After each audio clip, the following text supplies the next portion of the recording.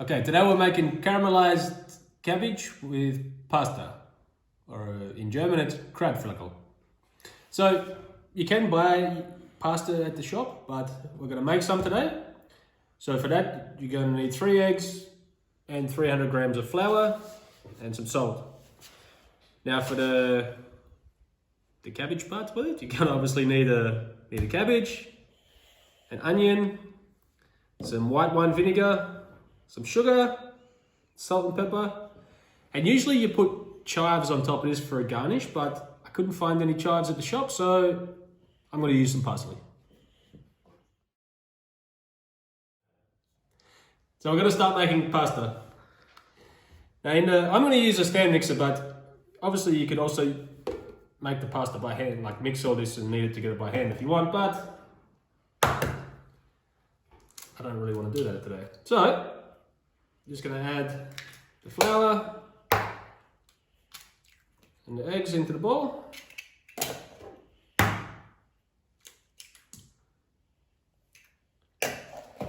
Also going to add some salt in there.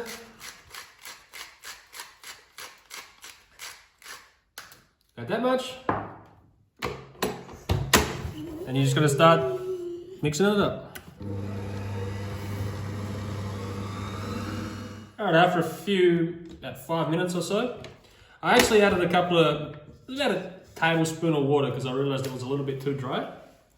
But once your dough comes together, and it looks like that, nice and smooth,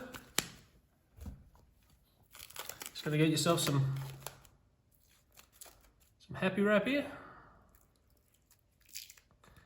Alright, when you finally get some Glad wrap out, you can get a little bit of oil, just put on your Glad wrap, cut your dough a little bit, then just wrap it up.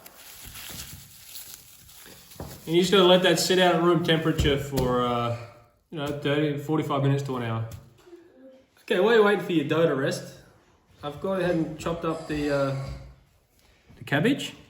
Now you want to chop it up into like little squares like this. Not much bigger than that, I mean, Alright, so that's all one cabbage, but I've put them into 2 separate bowls because the next thing we're going to do is just going to put some salt over it. And you really want to mix that in. If I had it all in the same bowl, then it's going to spill everywhere. So I've got them into 2, so you're just going to mix the salt in real good.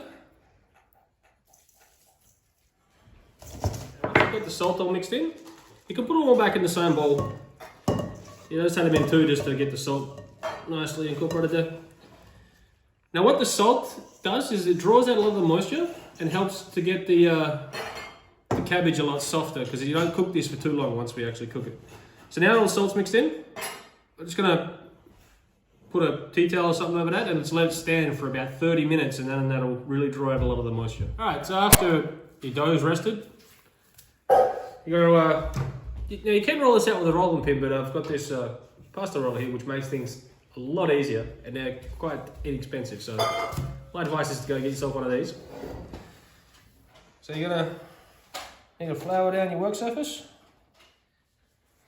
your machine there a little bit, and you just want to put a little bit of flour down, put that on there, cut your chunk off, and then just leave that covered while you work with the pieces you have.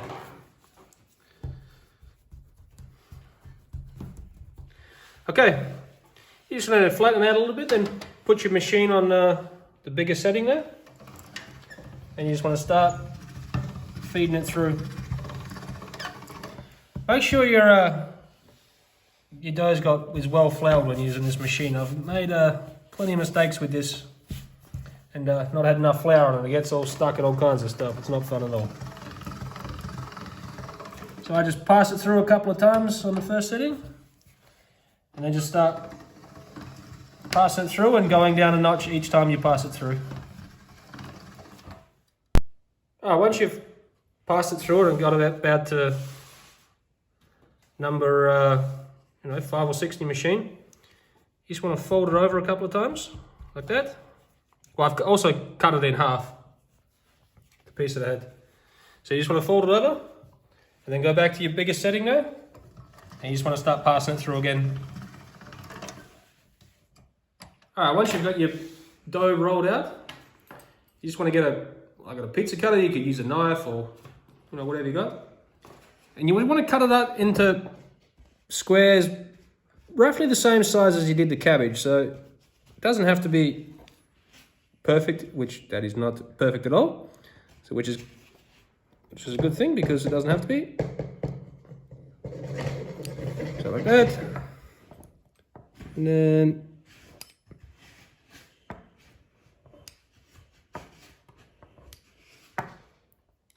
so you want them in, roughly squares about that big there. So I'm just going to go ahead and roll all these out and cut them up into squares about that big, and then we'll move on to the next step. So the cabbage has sat a little bit longer than half an hour because it took me a bit longer to finish off the cutting all the pasta. But I don't know if it can come out on the thing, but there's a fair bit of water's come out of the cabbage. So what we're going to do now is we're going to take this out and wring and squeeze it and get as much more water out as we can, and then we'll start cooking. Okay, so just going to get the cabbage, just get a nice little handful, and then squeeze as hard as you can, and then just put it in a bowl to the next side. You're not going to get everything out, but just do the best you can. And the more you get out, the better it's going to be. So another little tip: if you find that your grip strength isn't strong enough, just put a couple of handfuls or whatever in a tea towel, and then just bind it up, and then just twist the tea towel as tight as you can. Well, I've already done this one in there, but then you just twist it, and it doesn't take much grip strength to do it, but you'll get it out a lot more out that way as well. So that's the water I got out the cabbage. I've got some butterschmaltz or clarified butter here. If you don't have that, you can just use normal butter with a bit of and put some oil in the pan so it doesn't burn. But we're just going to put some of that in and melt it down a little bit, and then we'll put the onions in and give them a little caramelization. Once your butter's nearly melted, you just put the onions in, and we'll just cook these off for about 5 minutes or so, and then we'll come back. All right, once you got all your onions taken out the pot, it's about on medium heat there. I'm just going to add 3 tablespoons of sugar, and we'll let that melt down. We won't stir it. We'll just let it melt down and get a little bit of color, and we'll just turn the pot with our hand once it's melted down a little bit. All right, once your sugar looks a little something like that, you're gonna add your onions back. Give them a little mix around in the sugar.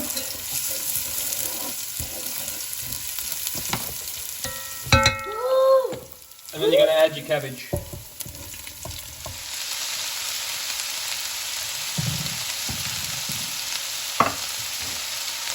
Once you got your cabbage added, you can use stock, but I've just used the water that come out the cabbage.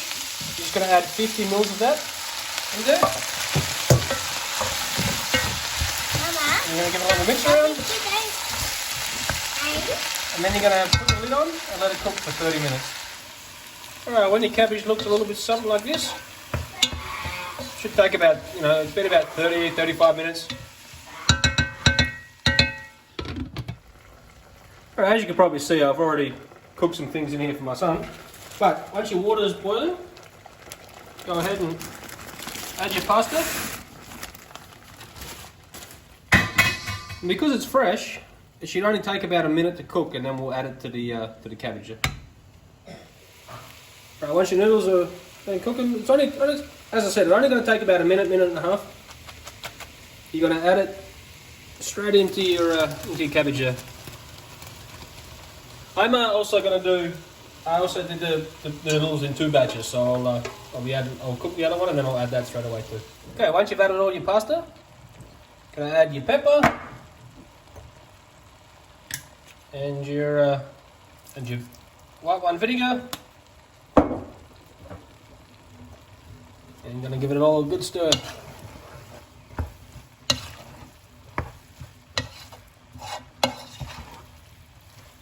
After you've mixed it all in, you're going to taste for seasoning, see if you need any more vinegar or any more salt, and then you're ready to serve. So a couple of things when I was making this, I learned that fleckerl is the shape of the pasta and the kraut, like the little squares, which fleckerl is not how you say square in German either. It's a little bit weird, but anyway. Also, it should be peppery. You know, with the sweet and the sour, it should be quite peppery. Anyway.